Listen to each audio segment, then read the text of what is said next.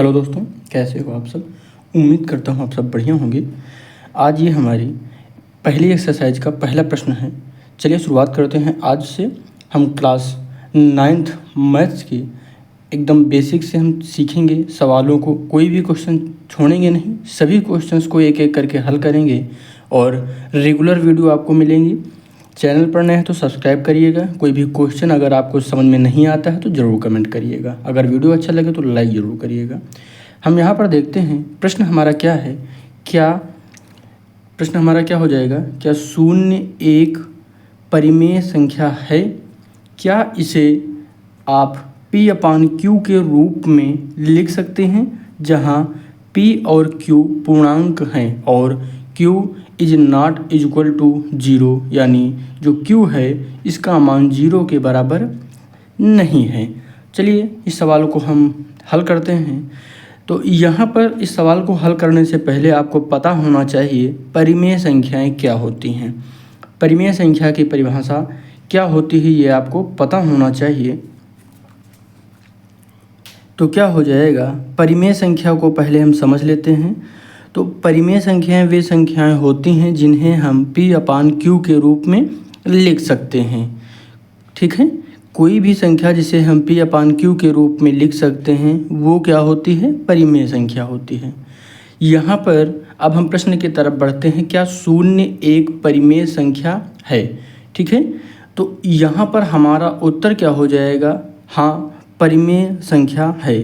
तो यहाँ पर क्या हो जाएगा, क्या शून्य एक परिमेय संख्या है?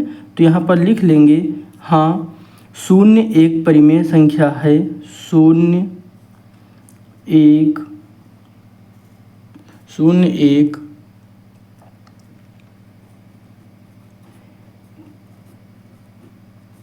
परिमेय संख्या है। ठीक है, क्या इसे आप P/Q के रूप में लिख सकते हैं? तो ये यहाँ तक का प्रश्न हो गया। हाँ शून्य जो है एक परिमेय संख्या है। क्या इसे आप P/Q के रूप में लिख सकते हैं? तो बिल्कुल लिख सकते हैं। अगर हम इसे लिखें यानी शून्य को लिखें P/Q के रूप में, तो यहाँ पर क्या हो गया, 0/1 हो गया। क्या हो गया, 0/1।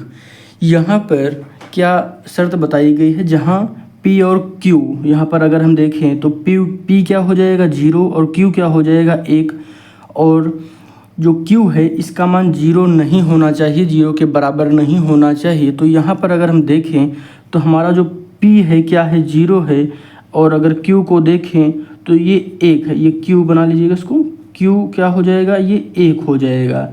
तो यहाँ पर जो बताया गया है परिमेय संख्या की जब परिभाषा हम देखते हैं तो उसमें क्या कहा जाता है, वह संख्या जिसे हम P/Q के रूप में व्यक्त कर सकते हैं, लिख सकते हैं, दर्शा सकते हैं, वे संख्याएं क्या होती हैं, परिमेय संख्याएं होती हैं। उसमें 0 नहीं होना चाहिए Q का मान। तो यहाँ पर देखिए Q is not equal to 0, तो यहाँ पर Q 1 है, तो इसलिए हम इसे दर्शा सकते हैं 0/1 के रूप में। क्लियर हो गया। तो ये हमारा आंसर हो जाएगा पहले प्रश्न का। उम्मीद करता हूँ आपको समझ में आया होगा। परिमेय संख्याएं क्या होती हैं, जिन्हें हम P/Q के रूप में लिख सकते हैं, जहाँ पर Q का मान 0 के बराबर नहीं होगा। और अपरिमेय संख्याएं क्या होती हैं, अपरिमेय संख्याएं क्या हो जाएंगी, जिन्हें हम P/Q के रूप में नहीं लिख सकते हैं, वे हो जाती हैं अपरिमेय संख्याएं। ठीक है, जैसे √3। तो इम्पोर्टेंट चीज़ें थी, शुरुआत से हम शुरू कर चुके हैं। चैनल पर नए हैं सब्सक्राइब करिएगा। कोई भी टॉपिक कोई भी क्वेश्चन नहीं समझ में आता है तो ज़रूर कमेंट करिएगा। धन्यवाद।